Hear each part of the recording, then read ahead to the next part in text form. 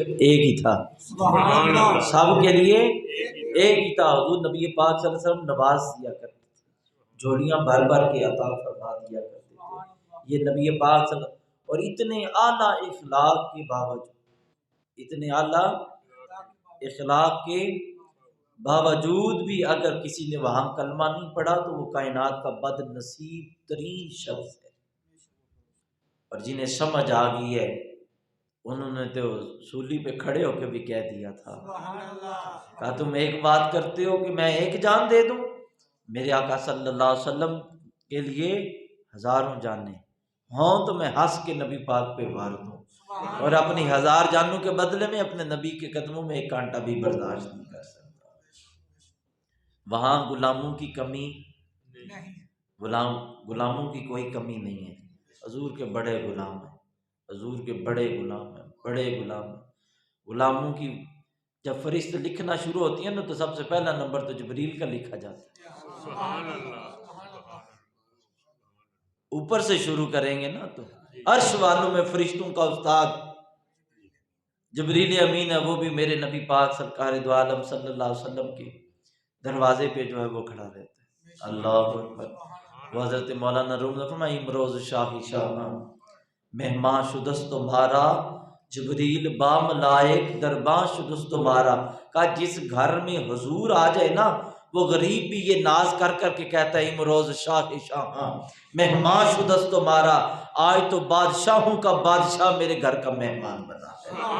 جبریل با ملائک درباں شدست تمہارا، میرا گھر تو کچا ہے، میرا گھر تو، مگر آج میرے دروازے پہ جو دربان بن کے کھڑا ہے وہ جبریل امین ہے۔ بھائی کیوں غریب تیرے گھر میں کون سی دولت ہے؟ کہا دولت نہیں، کائنات کا وارث آج میرے گھر میں بیٹھا ہوا۔ یہ حضور کی شان ہے، حضور کی شان ہے، حضور کی ذات میں میرے رب نے وہ کمال رکھی ہیں۔ صحابہ فرماتے ہیں ایک بندہ آتا حضور کے پاس بیٹھتا تو مروب ہو جاتا تھا، اس پہ روب طاری ہو جاتا تھا حضور۔ کہتے ہیں دوسری دفعہ جب ملنے آتا وہ حضور کو دل دے بیٹھتا، اس کو حضور سے محبت ہو جاتی۔ پہلے روب طاری ہوتا، پھر اس پہ کیوں؟ وہ اتنی روب دار حسن و جمال کی شخصیت جب غلاموں کو اس رنگ میں ملتی تھی، غلام تو پھر دل دے کے ہی جائے گا نا۔ یہ انداز نبی پاک صلی اللہ علیہ وسلم کی ذات والا صفات میں۔ وہاں تو بڑی بڑی ذات والے لوگ وہ آتے تھے تو جھک جاتے تھے، کیا کرتے تھے؟ اللہ اکبر کبیرہ۔ میرے آقا امام الانبیاء صلی اللہ علیہ وسلم کے غلاموں، حضور نبی پاک صلی اللہ علیہ وسلم کے پاس نا مکے کے لوگ کچھ ایک شخص کو لے کر آئے جو جادو کو جانتا تھا، جادو کا دم کرتا اس دور میں۔ جو وہ سمجھے کہ نبی پاک صلی اللہ علیہ وسلم پر نا کچھ جادو کے اثرات ہیں، جادو کے وہ حضور پہ نا دم کرنے کے لیے انہوں نے بندہ منگوا لیا۔ سمجھ آ رہی ہوئی؟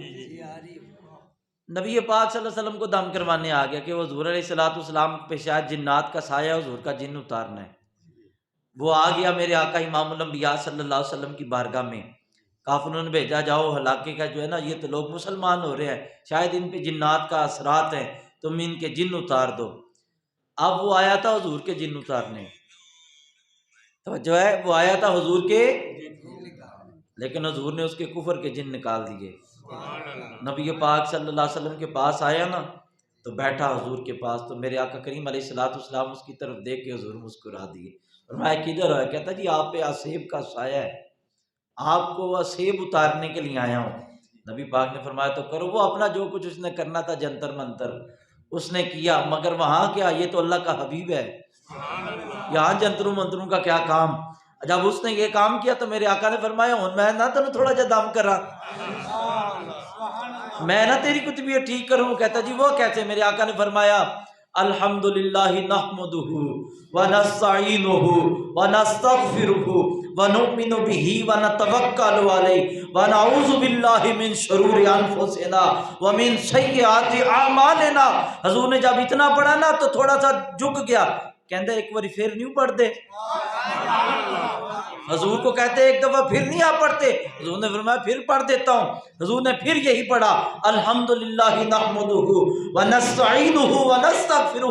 حضور نے جب یہ پڑھا نا 2 دفعہ، تو کہتا ہے مجھے رام آ گیا، ایک دفعہ اور پڑھ دیں بس، میری طبیعت ٹھیک ہو رہی ہے، ایک دفعہ اور پڑھ دیں۔ میرے نبی پاک سرکار نے تیسری دفعہ جب پھر پڑھا نا، وہ کہتا ہے کمینہ ابو جہل جھوٹ بول رہا تھا کہ آپ پر جو ہے صاحب کا سایہ ہے، میں ہی کفر میں گرا ہوا تھا، آپ جو لفظ پڑھ رہے ہیں یہ زمین کی زبان ہی نہیں، یہ زمین کی زبان ہی نہیں ہے، اگرچہ عربی بول رہے ہیں مگر لفظ وہ ہیں جن کا تعلق رب کے عرش سے جڑا ہوا لگتا ہے۔ آیا تھا حضور کے جن نکالنے، میرے مصطفیٰ نے اس کے کفر کے جن نکال کر مسلمان بنا دیا۔ یہ میرے آقا کے انداز ہیں، میرے آقا کے انداز ہیں۔ میرے آقا کی بارگاہ میں جو آیا جھولیاں بھر کے دی، جھولیاں بار بار کے لیے۔ میرے آقا صلی اللہ علیہ وسلم تشریف فرما جنگ سے واپس آئے، حضور علیہ الصلوۃ والسلام کو مال غنیمت میں سے حصہ ملا، بکریاں اتنی تھی کہ ایک وادی بھر گئی، دو پہاڑوں کے درمیان جگہ، ساری بکریاں اور ساری حضور کی، صحابہ کو بھی مال غنیمت سے حصہ ملا۔ اب ایک شخص آیا تو نبی پاک صلی اللہ علیہ وسلم سے کلمہ پڑھا تھا نیا نیا، کہتا ہے یا رسول اللہ میں اپنے علاقے کا غریب ترین بندہ ہوں، میں غریب ترین بندہ ہوں آقا، تو ویسے بھی میں نے لوگ جو ہے وہ غریبوں کی مدد نہیں کرتے، تو میں نے کچھ کلمہ بھی پڑھ لیا ہے، اب تو وہ بالکل میرے ساتھ نہیں دیں گے، کچھ میرے لیے دعائے کرم فرما دیں، اللہ تعالیٰ مجھے دوسروں کی حاجت نہ دے، کبھی مجھے ان کے دروازے پہ جانا ہی نہ پڑے۔ اللہ آج جو پیر صاحب ہوتے ہیں وہ دعا ہی کرتے ہیں، مگر حضور دعا بھی کرتے ساتھ دوا بھی دیتے تھے۔ اللہ اکبر۔ میرے آقا کریم علیہ الصلوۃ والسلام نے فرمایا اچھا چلو یہ ساری بکریاں تم لے لو، تم نے نہیں بولنا بالکل، حضور نے فرمایا یہ ساری بکریاں کتنی تھیں؟ وادی پوری بھری ہوئی، اب اکیلا بندر ہے، پورا وہ اجڑ بنا ہوا بکریوں کا سنبھالا، اکیلا بندہ ہے اس سے سنبھالا۔ اب صحابہ کہتے ہیں وہ تھوڑا آگے چلا تو پھر واپس مڑ کے یا رسول اللہ تسی میرا مذاق تو نہیں پہ کر دے؟ حضور آقا میرے ساتھ خوش طبعی تو نہیں فرما رہے، حضور نے فرمایا زبان سے جب بھی نکلا ہے سچ ہی نکلا ہے۔ صحابہ کہتے ہیں اس پہ وہ کفیت طاری ہوگی، تھوڑا آگے جا کے پھر مڑ گئی ساری ہی میری ہے یا رسول اللہ یہ ساری میری ہیں؟ میرے آقا نے فرمایا جا ساری تیری ہیں، لے جا اور جا، اب جب تیرے دروازے پہ کوئی آئے گا نا، پہلے تو جاتا تھا دوسروں سے مانگنے کہ میری مدد کرو، اب لوگ تیرے پاس آیا کریں گے، جب تو مانگے تو نہ کرنا، تجھ سے مانگا جائے تو نہ کرنا، دے دینا، دے دینا۔ اب وہ بکریاں لے کر اپنے قبیلے میں گیا، اب دیکھو جی جو منگتا تھا اب وہ جناب سیٹھ بن کے جا رہا ہے، توجہ نہیں کی آپ نے، جو لوگوں کے دروازے پہ اپنی حاجت لے کے جاتا تھا اب لوگ اس کے پاس، تو تو بڑا امیر ہو گیا، ڈاکہ پائے، چوری کی ہے کہ اسے اتنا مال کہاں سے لے آیا ہو؟ کہتا ہے میں اللہ کے حبیب کا سنگی ہو گیا ہوں، اللہ کے حبیب سے یاری لگا دی ہے، یہ ان کی ایک ادنا سی نوازش ہے، وہ ایسے ہی اپنے منگتوں کو نوازتے ہیں۔ اب جو آتا نا اس کے پاس، یار تیرے پاس بکریاں بڑی ہیں، میرے گھر میں بچے بھوکے ہیں، دودھ چاہیے، تو کوئی دودھ نہ لے لوں؟ کہتا دودھ کی لے کے جانے، میری بکری کھول کے لے جا، یہ بکری لے جا۔ اب جو بکری کا دودھ پیتا اس کے دل میں محبت رسول آ جاتی، لنگر وچ فائدے تو پھر ہوندے ہی ہیں نا، نہیں سمجھ، لنگر کے فائدے تو پھر کوئی منکر نہ ہو لنگر کا، شاءاللہ لنگر حضور کا کھائے،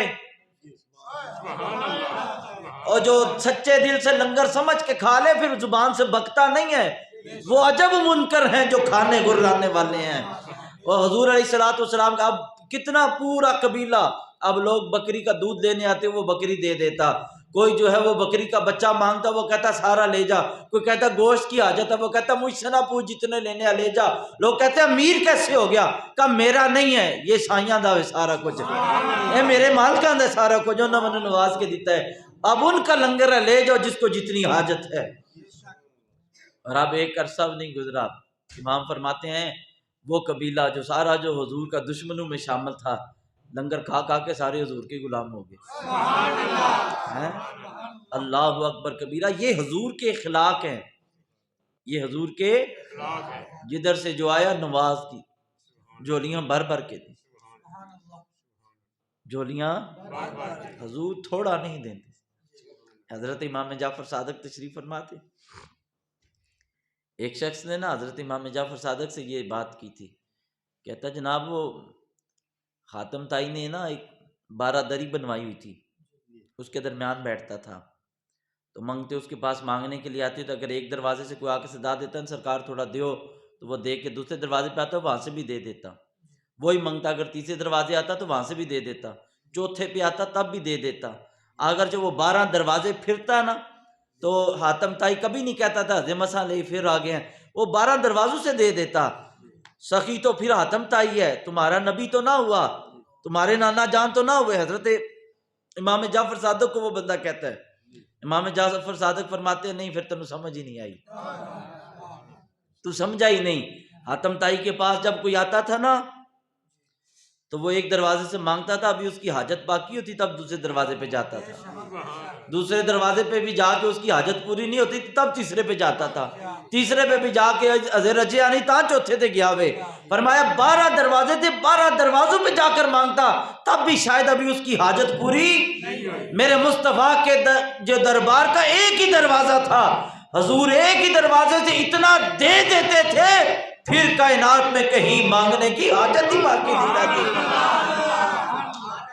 نعرہ رسالت، نعرہ رسالت، شان مصطفیٰ، شاہوں سے ملا ہے نہ تونگر سے ملا ہے، اللہ کا عرفان تیرے در سے ملا ہے، اوروں کو ملا ہے تو مقدر سے ملا ہے، آقا ہم کو تو مقدر بھی تیرے در سے ملا ہے، ہم تو مقدر بھی حضور کے در سے لیا ہے، ہم نے مقدر بھی حضور کے در سے لیا۔ اللہ بتاؤ جی کوئی ایسی بارگاہ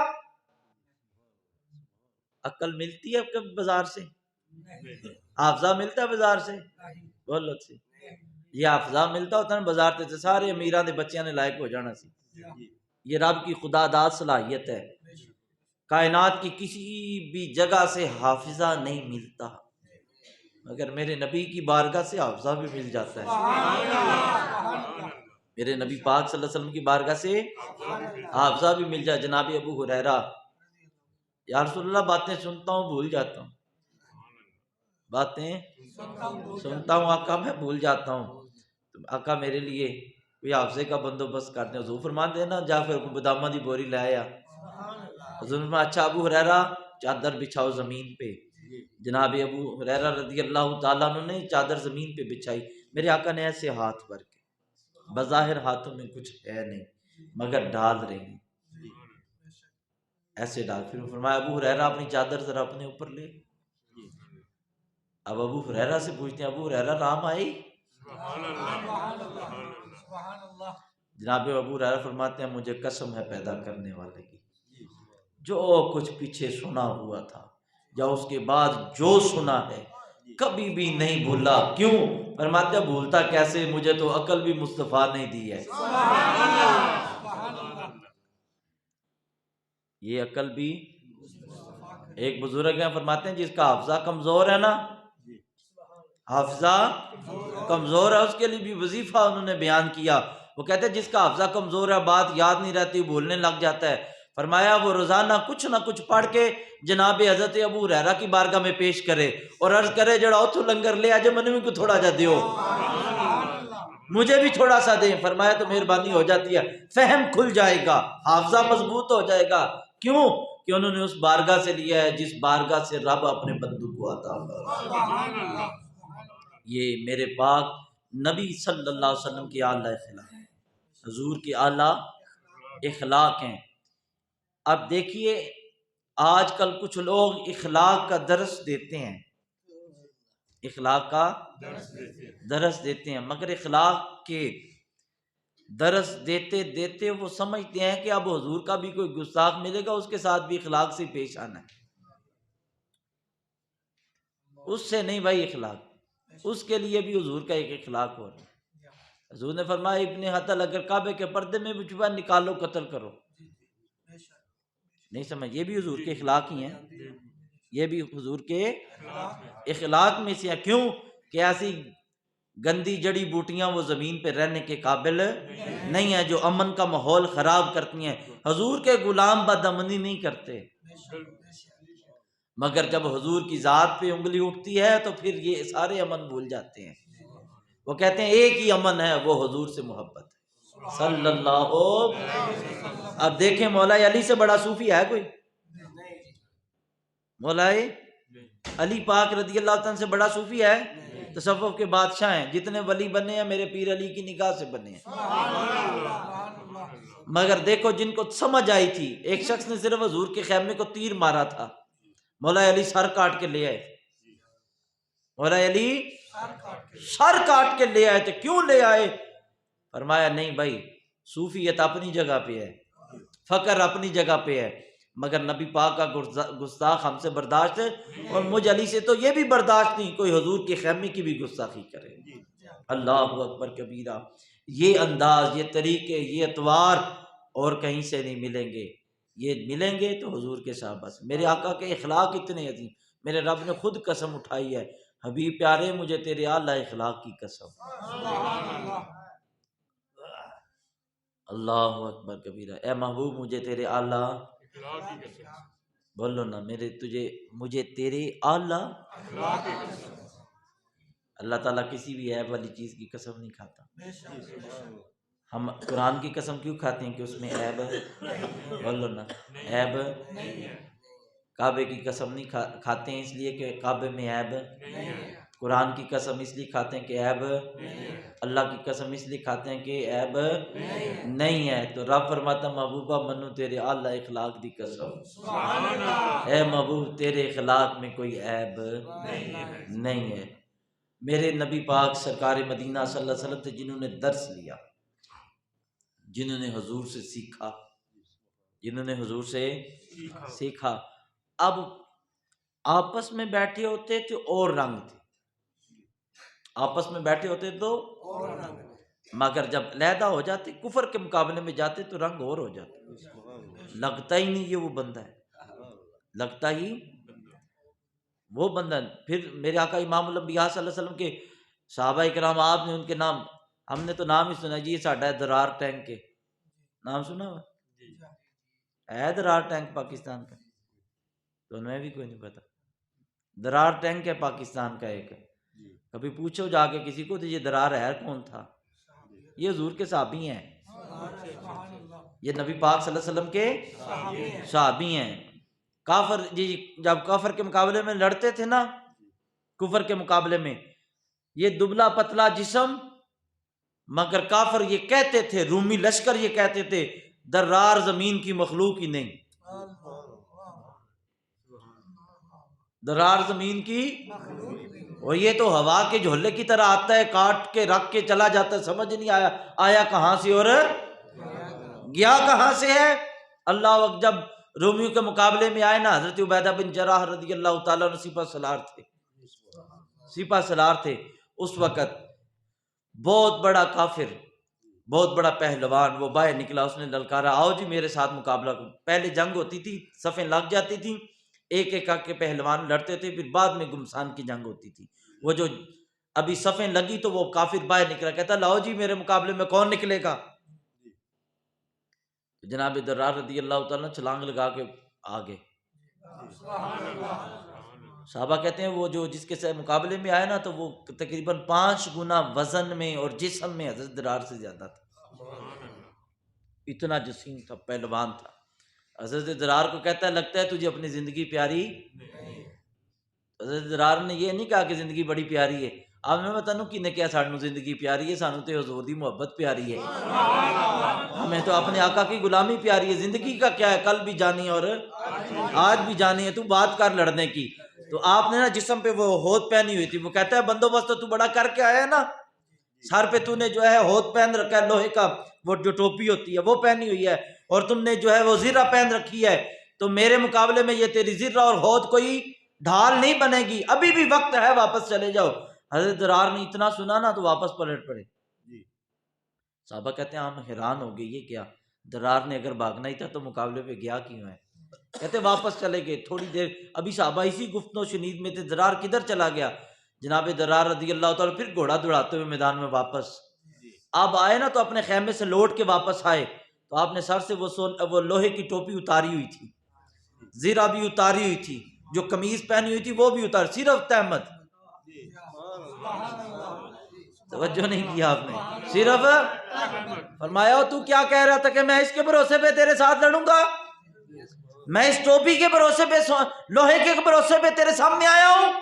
نہیں بھائی نہیں، میں آیا ہوں تو محبت رسول میں گم ہو کے آیا ہوں، میں نبی پاک سرکار کی محبت میں سرشار ہو کر آیا ہوں، نبی سونے کے دین کا محافظ بن کے آیا ہوں۔ اگر میری موت لکھی ہے، جس نے کل آنا ہے وہ آ جائے، مجھے موت پیاری ہے اس زندگی سے، اور اگر موت نہیں لکھی، تیرے جیسے ہزار بھی آ جائے تو میرا بال بھی بھینکا نہیں کر سکتے۔ وہ ہنسا کہتا ہے تجھے کس بات پہ بھروسہ ہے؟ جناب درار نے کہا حملہ کر کے تو دیکھ، حملہ کر کے تو دیکھ۔ جناب درار رضی اللہ تعالیٰ جب مقابلے پہ ہے نا تو اس کی تلوار ادھر تھی، صحابہ کہتے ہیں ہمیں ایسے بجلی کے جھپکنے کی طرح ہمیں حضرت درار کا گھوڑا خالی نظر آیا، ہم نے کہا درار کدھر ہے؟ مگر جب ہم نے اس کافر کی سواری کی طرف دیکھا تو جناب درار ایک لمحے میں گھوڑے پہ کھڑے ہو کر اس کے گھوڑے پہ چھلانگ لگا چکے تھے، اور اسے اس کے گھوڑے پہ سوار ہو کر وہیں اس کا گلا بھی کاٹ چکے تھے، زمین پر گرا اور کفر کی کافروں کی طرف منہ کر کے جناب درار نے فرمایا او کب سے تم لوہے پہ بھروسہ کر کے نکلے ہو؟ یہ ہے لوہے پہ بھروسہ کرنے والا، اور یہ کھڑا ہے محمد عربی کے دین پہ بھروسہ کرنے والا۔ یہ دین ہوتا ہے، یہ اخلاق، یہ انداز، یہ طریقے کہیں نہیں نظر آئیں گے، آئیں گے تو در مصطفیٰ میں غلام ہوں گے۔ با خدا خدا کا یہاں سے ہی مجاہد بنتے ہیں، یہاں سے ہی صوفی بنے ہیں، یہاں سے کائنات کے بڑے بڑے جو ہے وہ اعلیٰ ترین شخصیات بنی۔ کہاں سے بنی؟ صرف نگاہ رسول کا کام، صلی اللہ علیہ وسلم۔ میرے آقا صلی اللہ علیہ وسلم سے جس نے بھی تعلق توڑا، محروم نے تعلق بنایا، محروم نہیں ہوا، جیسا تھا حضور نے نواز دیا، جیسا تھا وہ نواز دیا ہے۔ میرے آقا امام الانبیاء صلی اللہ علیہ وسلم کے پاس لوگ جس چیز کو حقیر سمجھتے ہیں نا، حقیر، اچھا چلو آج کے زمانے میں بات کریں، آج کے زمانے میں، وہ تو زمانہ ہم نے نہیں دیکھا نا، سنا ہے نا یا پڑھا ہے علماء سے۔ آج کے زمانے میں جو گھر میں سب سے کمزور ترین بچہ ہوتا ہے یا کوئی مزوری ہوتی ہے، اسے کہتے ہیں درس چھاڑو، ایسے ہوتے کہتے ہیں اس کو درس چھوڑاؤ جی، ادھر کسی کام کا، چلو وہ ادھر کو مولوی بن جائے گا، چلو روٹی کمان لا۔ نہیں بھائی، نبی پاک سرکار کے دین کے لیے اللہ چیزیں دیں، مگر تم نے حقیر سمجھ کے داخل کروا دیا، یہ کسی کام کا نہیں، مدرسے میں داخل کروا دو۔ مگر دیکھو میرے نبی کا دین کتنا مہربان ہے، وہی جس کو تم نے اپاہج سمجھ کے، کمزور سمجھ کر مدرسے میں داخل کروایا، 2-2.5 سال گزرے وہ حافظ قرآن ہو گیا، حافظ قرآن ہو گیا، اور وہی حافظ صاحب میرے نبی پاک نے فرمایا یہی حافظ قرآن کل قیامت کے دن جس نے قرآن کے حلال کو حلال جانا اور اس پر عمل کیا، حرام کو حرام جانا اور اس سے اجتناب کیا، نبی پاک فرماتے ہیں کل یہی حافظ قرآن اپنے خاندان کے 10 بندے جن پر جہنم واجب ہو چکی ہوگی، یہ سفارش کر کے اسے ساتھ جنت میں لے کر جائے۔ دین ہے مہربان کہ نہیں؟ بولو صحیح، مہربان ہے کہ نہیں ہے؟ حقیر چیز بھی دین کے راہ پہ دے دو وہ عظیم ہو جاتی۔ حقیر، آپ دیکھیں نا مثال کے طور پر، یہ آپ نے لباس پہننے ہیں سارے، جس تھان سے اس نوجوان نے سوٹ بنوایا اسی تھان سے ایک مائی صاحبہ نے تھوڑا سا کپڑا لے کر اس کو نہ کعبے کا، اس نے قرآن پاک کا غلاف بنا لیا، قرآن پاک کا غلاف بنا لیا، اس کا کپڑا وہ بھی کپڑا ہے، اب تو وہ غلاف کو بھی چومتی ہے، کپڑا تو ایک ہی تھان سے گزرا تھا، توجہ نہیں کی، ایک ہی تھان سے اترا تھا نا کپڑا، تو اس نوجوان نے سوٹ بنا لیا، مائی نے قرآن پاک کا، یہ کپڑے چومے نہیں جاتے مگر وہ کپڑا، کپڑے میں کمال ہے، نہیں سمجھ، کپڑے میں کمال ہے، کمال نسبت میں ہے،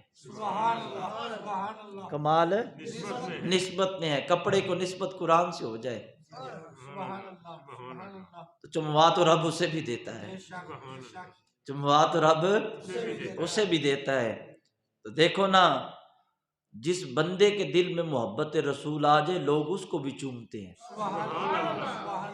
نہیں چومتے؟ اس سے محبت کی جاتی ہے، اس سے پیار کیا جاتا ہے، اس سے وفا کی جاتی ہے، اور نہیں تو جو بڑے بڑے کوٹھیوں اور بنگلوں اور کاروں میں رہنے والے، ابو جال کے پاس دولت نہیں تھی،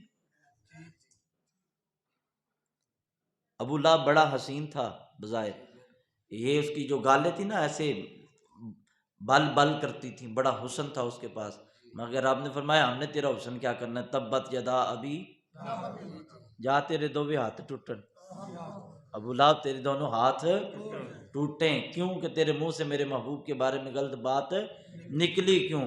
تو امام کس کو بنا دیا؟ رنگ کالا، ہونٹ موٹے، ہڈیاں پھٹی ہوئی ہیں، تو وہ جو اب آتے ہیں تو حضرت عمر اٹھ کے کھڑے ہو جاتے ہیں اور ہاتھ پکڑ کے ملاتے ہیں نا، یہ باقاعدہ سیرت کی کتابوں میں ہے، ہاتھ ملاتے ہیں حضرت بلال سے جناب عمر، ایسے ہی ہاتھ ملا کر چومتے ہیں، حضرت بلال کا ہاتھ حضرت عمر چومے، اور کیا کہیں، اور لوگوں کی مرضی، لوگ تجھے غلام غلام کہتے رہے، نہیں بھائی نہیں بلال تو غلام نہیں ہے، دوسروں کے لوگ تجھے کہتے ہیں غلام، انت سیدنا، اے بلال لوگ تجھے غلام کہتے ہیں مگر میں عمر کہتا ہوں تو میرا سردار ہے، تو میرا، میرے آقا امام الانبیاء کی محبت آ جائے، حضور کی محبت آ جائے صلی اللہ ہو، میرے آقا نے نوازا۔ دیکھیں حضور نبی پاک صلی اللہ علیہ وسلم کے صحابی، شاید میں نے پہلے بھی آپ کے سامنے عرض کی، حضرت زید بن حارثہ، حضرت زید بن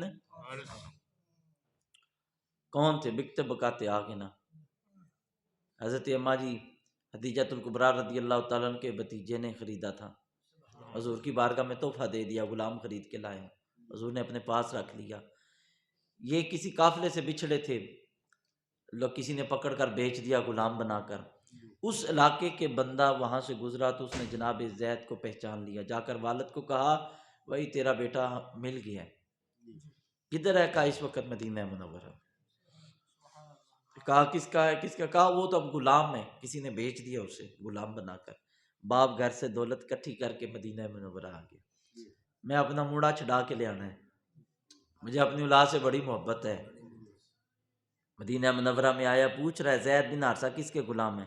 لوگوں نے کہا محمد عربی صلی اللہ علیہ وسلم ان کے غلام ہیں، جاؤ ان کے پاس۔ میرے آقا امام الانبیاء صلی اللہ علیہ وسلم سے ملنے آئے تو زید بن حارثہ حضور سے ملنے آئے، زید بن حارثہ کو حضور نے بلایا، حضور نے فرمایا بھائی تیرا باپ آیا تجھے ملنے، تجھے لینے آیا ہے، لکھا ہے سیرت کی کتابوں میں جناب زید نے ایک نظر بھی اٹھا کر اپنے باپ کی طرف نہیں دیکھا، باپ کی طرف جب باپ نے بلایا حضور نے فرمایا ملو نا، باپ ہے تمہارا، جناب زید بھاگ کے گئے اپنے باپ سے ملے، باپ بچھڑا ہوا کب کا، وہ ملا، بیٹے نے کہندا پتر ہن گھبرانا نہیں، دکھ دے ویلے مک گئے نے، ہوں تے میں تینوں چھڈان آیا، میں تجھے اپنے ساتھ لے جاؤں گا گھر۔ حضرت زید نے جب اتنا سنا نا کہ باپ ملنے نہیں آیا مجھے، ایسے ہاتھ کے ساتھ باپ کو پیچھے ہٹا کے حضور کی طرف بھاگے، میں تو نہیں جی جانا،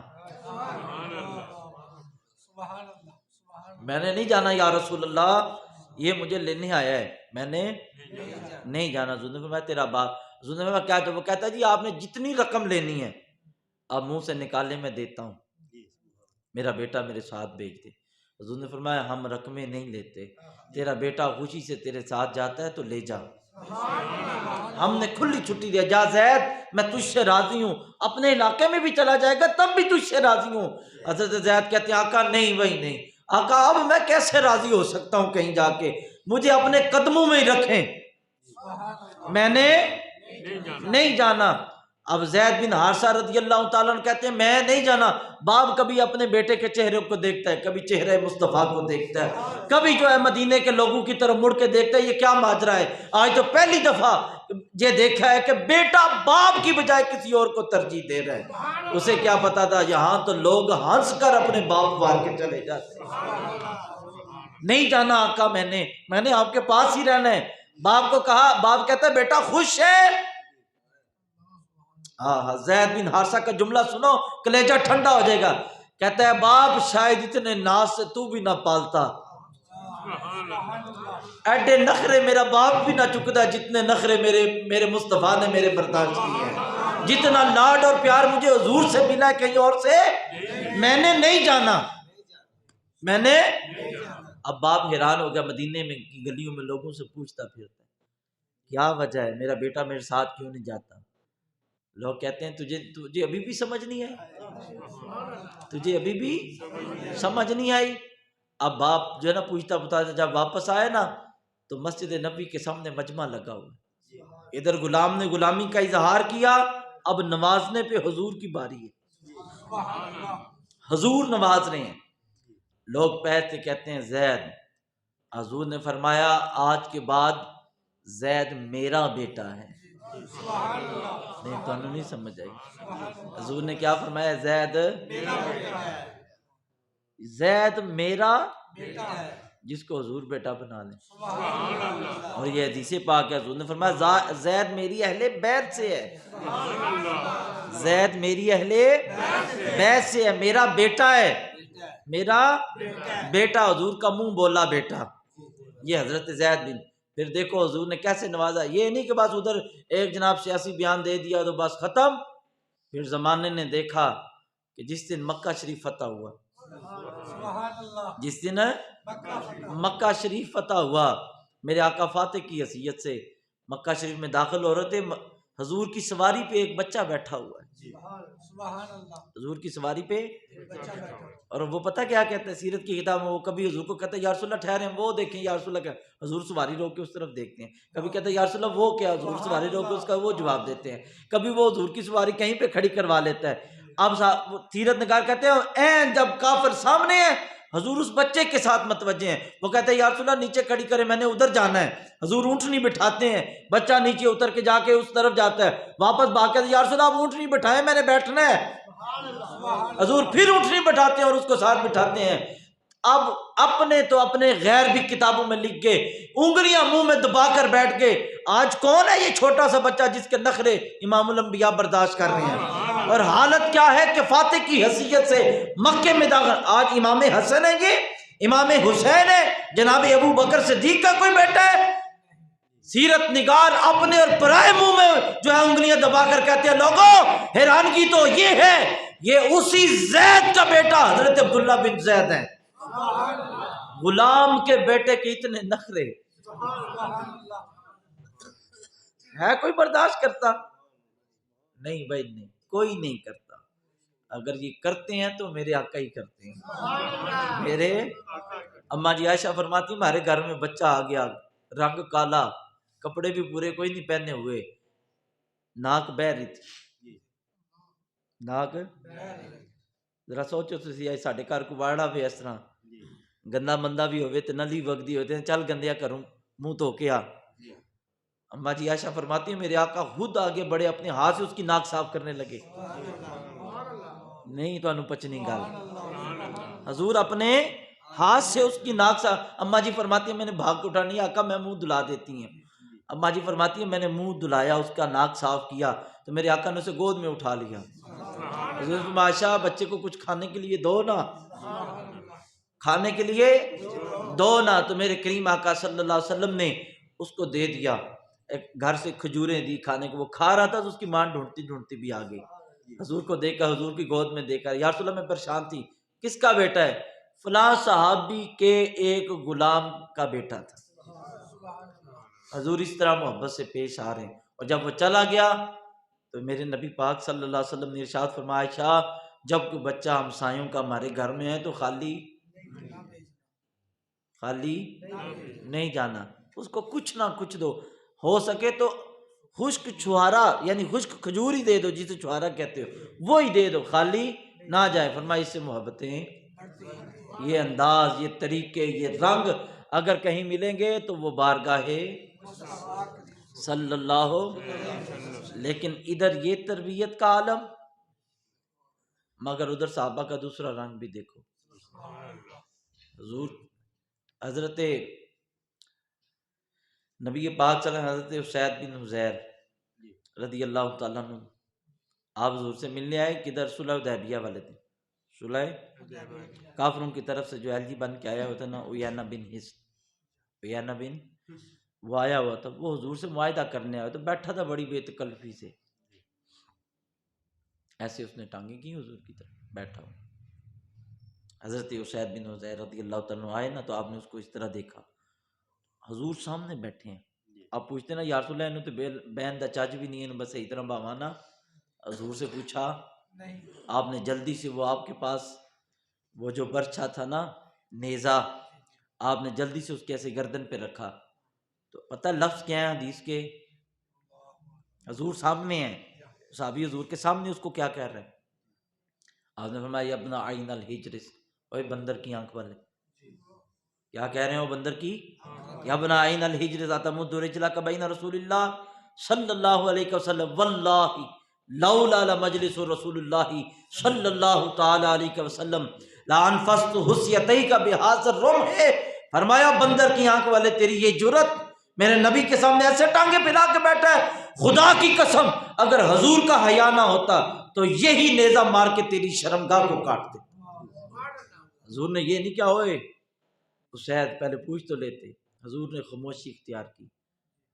تمام بزرگان دین محدثین نے فرمایا کہ حضور کے گستاخ کے ساتھ یہ رویہ حضور نے پسند کیا ہے، وگرنہ حضور روک دیتے، حضور روک دیتے، حضور نے روکا نہیں ہے۔ اللہ اکبر، یہ کمال، یہ انداز، یہ طریقے، اور پھر ایک نہیں ہزاروں واقعات ایسے ہیں میرے نبی پاک صلی اللہ علیہ وسلم۔ اچھا آپ نے حضرت اویس کرنی کا نام تو سنا ہے نا، تمام سیرت نگاروں نے لکھا ہے کمال اور مرتبے میں جو مرتبہ رب تعالیٰ نے جناب اویس کرنی کو دیا تھا نا، اس دور میں ایک اور بزرگ ہے انہی کے ہم زمانہ، وہ مشہور نہیں ہوئے، وہ مشہور ہے، وہ بھی اسی مرتبے کے بزرگ ہیں، نام کیا ہے، حضرت مسلم خولانی، حضرت مسلم خولانی رضی اللہ، یہ تابعی ہیں، یہ کیا ہیں، تابعی ہیں۔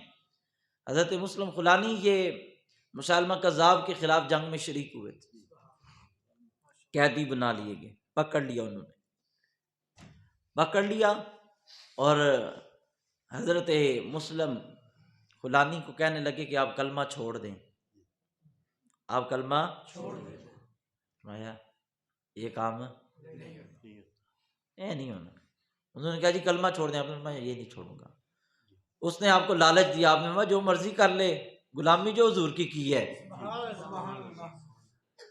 کہتے ہیں کہ کلمہ چھوڑو، انہوں نے ایک جو ہے اعلان کیا، امام مسلم خولانی فرماتا ہے جو تجھ سے زور لگتا ہے لگا لے، جو لگتا ہے تجھ سے لگا، میں حضور کا دامن ہے۔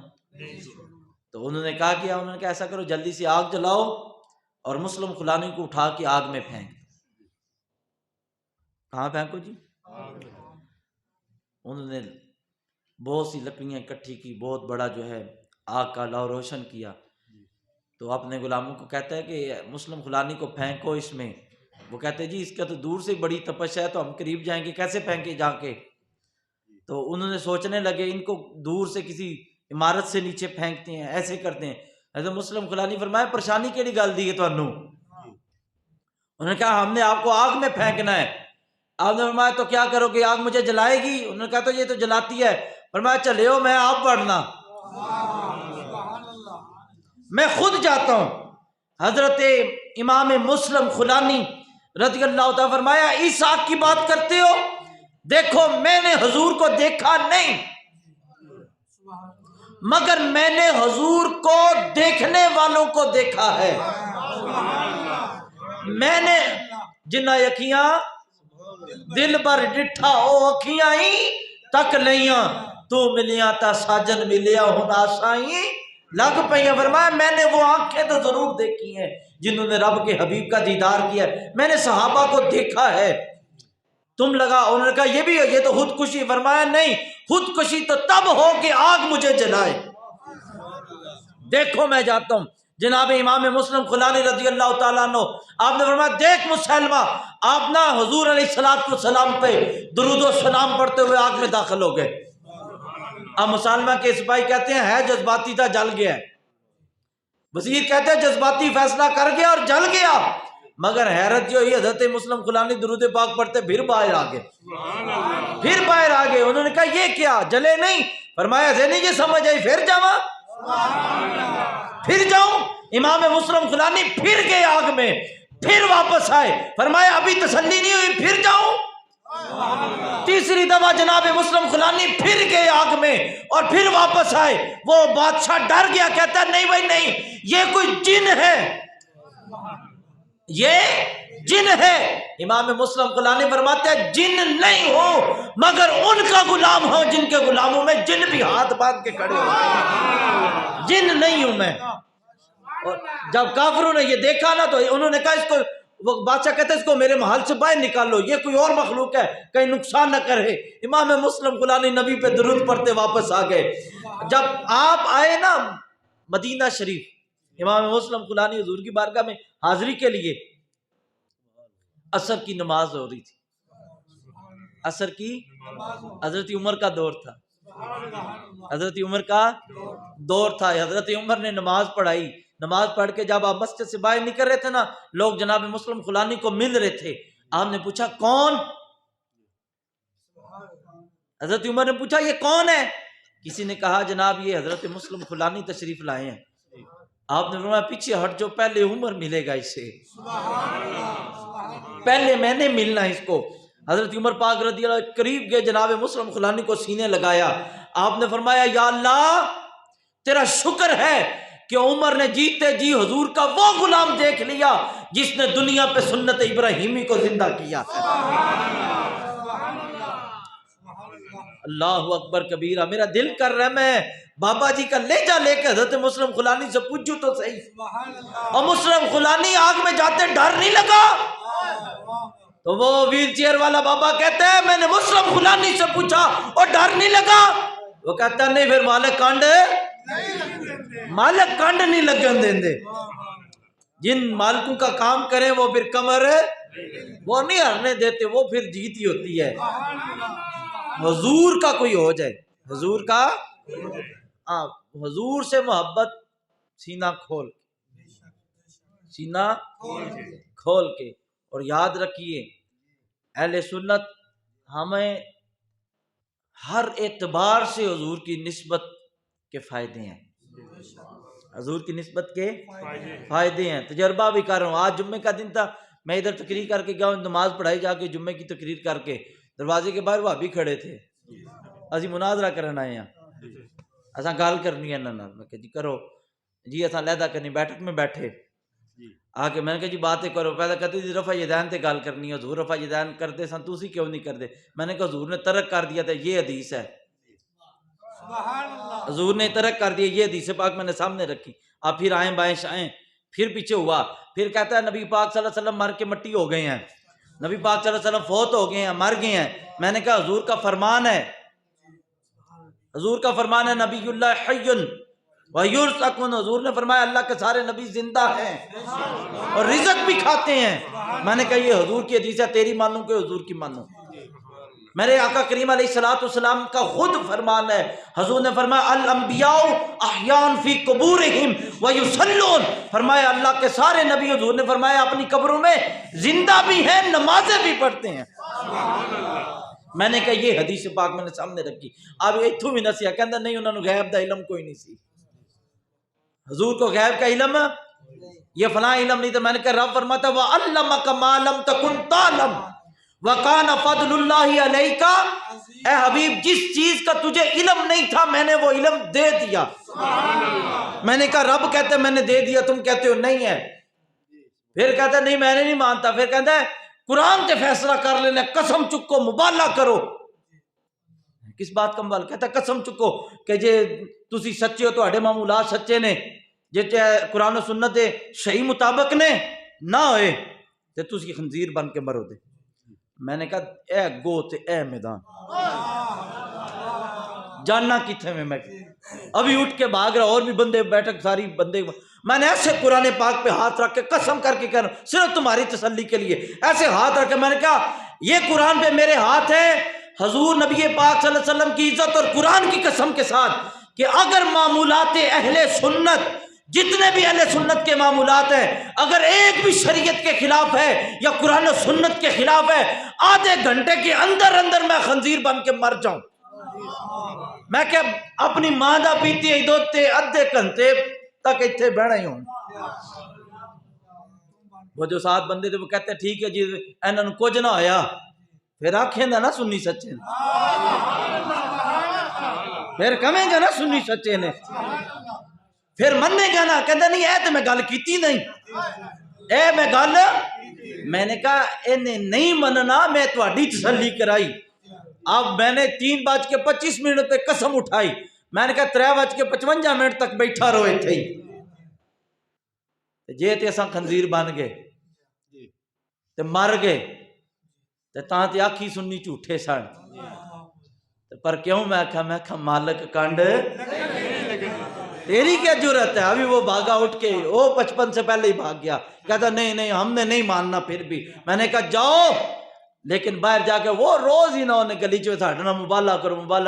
میں کہا تیری مبالے علی کھرک تے مٹھی ہوئی ہے نا۔ حضور نبی پاک صلی اللہ علیہ وسلم کے غلاموں، سنی ہر لحاظ سے سچا ہے، سنی ہر لحاظ سے سچا ہے۔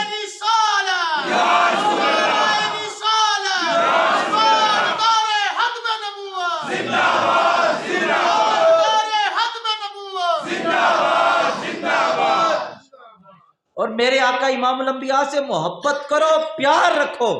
عملی کوتاہی بندے سے ہو جاتی ہے مگر محبت میں کوتاہی نہیں ہونی چاہیے۔ محبت میں کوتاہی، محبت سچی ہو، عمل اگرچہ مٹھے بھی ہوئے تو سائیں سام لیں گے، محبت میں کمی نہ ہو، محبت میں کمی، محبت ڈٹ کے کرنی حضور سے، اور جب حضور سے محبت ہو تو رب کی رحمتیں آ جاتی ہیں اور سب کچھ برداشت کرو۔ نبی پاک پہ کوئی انگلی اٹھائے تو پھر برداشت بالکل نہیں کرنی۔ ہمیں گالیاں دے برداشت ہے، برا کہے برداشت ہے، ہمیں جو مرضی کہے برداشت ہے، مگر نہیں برداشت تو نہ حضور کا گستاخ برداشت ہے، نہ حضور کے صحابہ کا گستاخ برداشت ہے، نہ حضور کی اہل بیت کا گستاخ برداشت ہے۔ جس کو جو ملا ہے درے، جن کو وہاں سے ملا ہے تو ان کے ملے کی قدر بھی کرتے ہیں۔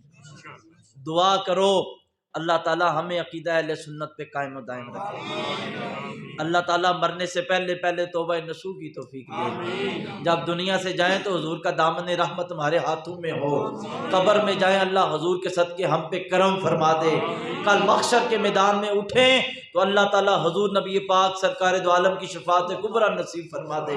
وما علیہ الا البلاغ المبین۔